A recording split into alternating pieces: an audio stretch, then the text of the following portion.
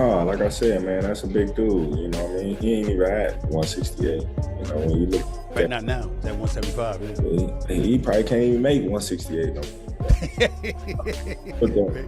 When you look at these fighters, David Benavidez. Benavidez 75. Yeah, but And if David Benavidez come down to 68, I think he'll do him like he did his brother.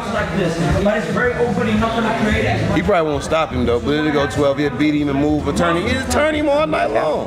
You know, the skill, the IQ, the movement of Terence Crawford would just be too much for Canelo Alvarez, and that's exactly what happened. I mean, I don't know if Bud can overcome that. That's different. That's a lot. That's a lot to overcome. Height, reach, the speed of Benavidez coming downhill, the stamina, because this a guy that does get stronger as the fight goes also.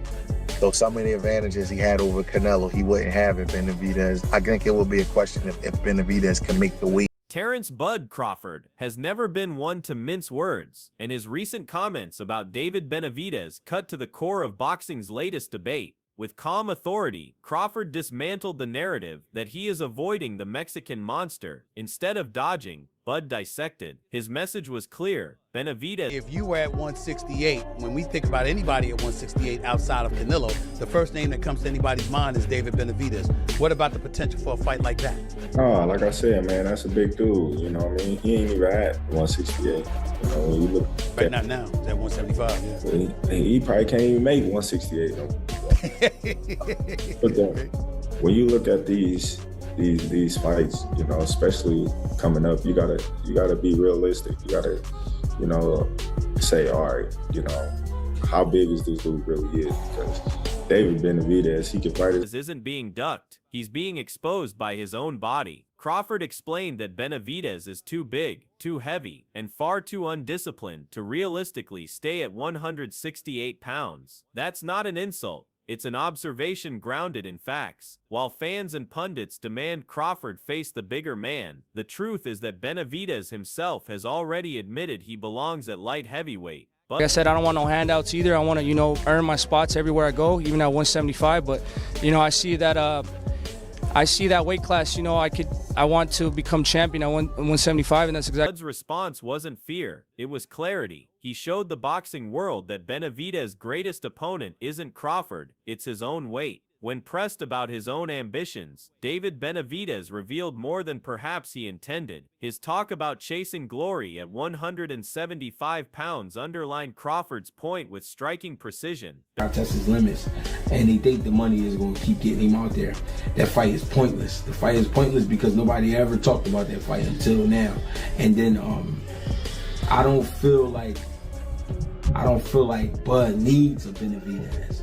And then that would mean Benavidez would have to go into a different body and bring himself back down to 68 when he's already getting settled in at 170. Benavidez didn't sound like a man preparing to dominate 168. He sounded like a fighter searching for stability, floating between divisions. He seems caught in limbo, unsure where he truly belongs. Greg Hackett, never one to sugarcoat, delivered his own blunt assessment. This fight holds no real value. Crawford doesn't need Benavidez to define his greatness, particularly when the matchup. David, do you think Crawford will fight you if he beats Canelo?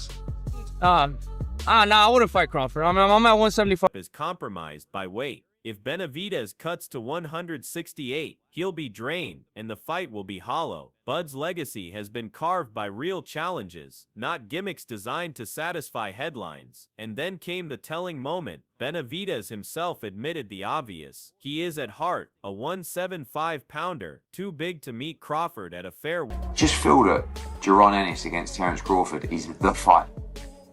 And that can be at 54, it can be at 60.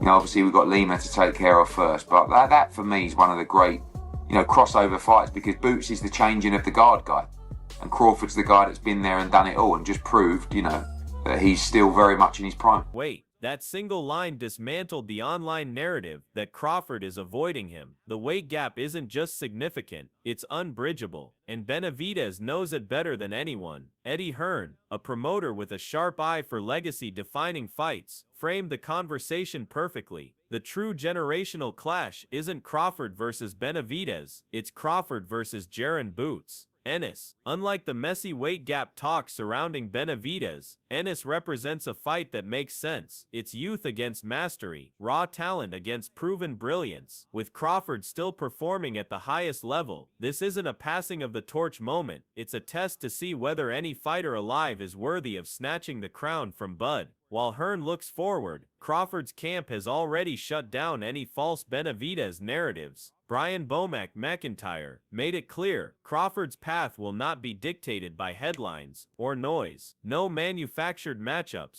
Turkey dropped. People Turkey talking about it. Turkey hinted at that. He was like Benavidez. Yeah, he Turkey. Did. So Turkey just posted that this morning, wondering if Benavidez can make 168. Maybe he has plans or ideas of maybe trying to match up Benavidez and Terence Crawford. No, we ain't doing that fight. Maybe planning on vacating the belts. no, we ain't gonna vacate the belts. You know, we just gonna sit where we need to sit for a minute, and then just like I said, get back in the gym and do our. No vacating belts to entertain gimmicks. The focus is discipline, patience, and legacy on Crawford's terms, not Benavidez. Trainer Stephen Breadman Edwards broke it down with hard logic. Yes, Benavidez is a handful for anyone. His height, reach, and volume make him dangerous, but those weapons only matter if he can make the weight. At 175, he's comfortable. At 168, he's vulnerable. Fighters forced to drain themselves lose more than pounds. They lose stamina, reflexes, and confidence. That's the danger of hyping this fight. Benavidez at super middleweight isn't the same fighter as Benavidez at light heavyweight. Against Crawford, who dismantled Canelo Alvarez with precision and timing, the so-called monster may arrive Then at 60, there's no big names at 60. 68, maybe the Benavidez fight. That's a tough fight for Bud. I ain't gonna lie, that's a tough fight. Benavidez ain't no joke. Yeah, that's a tough fight. I don't know if Bud can overcome that. That's different. That's a lot. That's a lot to overcome. Height, reach, the speed of Benavidez coming downhill, the stamina. Because this a guy that does get stronger as the fight goes also. So some of the advantages he had over Canelo, he wouldn't have at Benavidez. I think it would be a question if Benavidez can make the weight.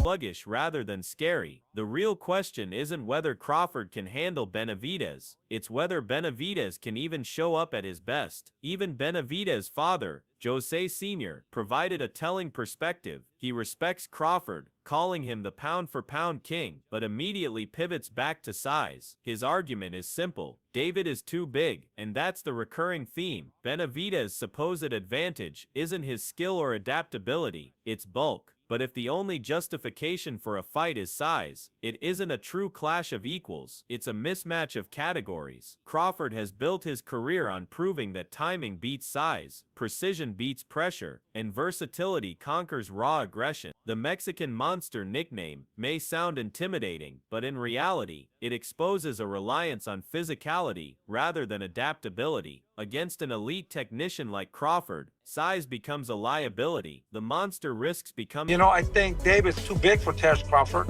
I think Terence Crawford will be like 38 years old, you know? I mean, it will not be the same as Canelo, man. We know David comes in and throws a lot of punches and put the pressure. And no disrespect to Terence Crawford, he's the best pound for pound. He's in the books to do history. He did something that nobody could do. But at the end of the day, we're talking about the Mexican monster. The hunted. Respect aside, the Benavidez camp's argument reveals more desperation than dominance. Eddie Hearn reinforced that point by stripping away the glamour. Benavidez is a good fighter, but good doesn't topple great. Strength, pressure, and volume aren't enough against a cerebral operator like Crawford. Hearn's blunt verdict carried weight. Benavidez doesn't beat Crawford. That statement alone undercuts the myth being spun online. Strength without ring IQ and tactical discipline is useless. Crawford thrives on exploiting predictability, and Benavidez's come-forward style is nothing if not predictable. For Hearn to state it so directly confirms what analysts already see. Crawford is being measured against history. Benavidez is being oversold as a boogeyman. He simply isn't. The most striking testimony came from Canelo Alvarez himself. After being systematically dismantled by Crawford, Canelo admitted, I like Benavidez. I think he's a good fighter. How good? You know, Godzic is decent. You know, he's strong, old. I don't think Benavidez is a 170. My body just let me go. Those words weren't excuses. They were revelations. Canelo wasn't just physically beaten. He was psychologically drained. Crawford's style doesn't just strip energy. It strips belief. Piece by piece, he dismantles fighters until their instincts betray them. For a man as seasoned and resilient as Canelo to confess such frustration speaks volumes. If Canelo, a champion across divisions, couldn't withstand Crawford's control, what chance does Benavidez truly have? Being big and aggressive means nothing if your opponent erases your confidence. Crawford turned size into a liability. Canelo's words weren't excuses, they were warnings. Against Crawford, power fades, aggression collapses, and acceptance of defeat becomes inevitable.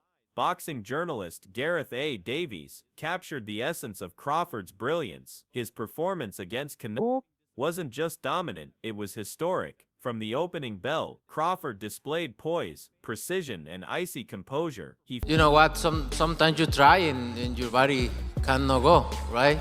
That's my frustration.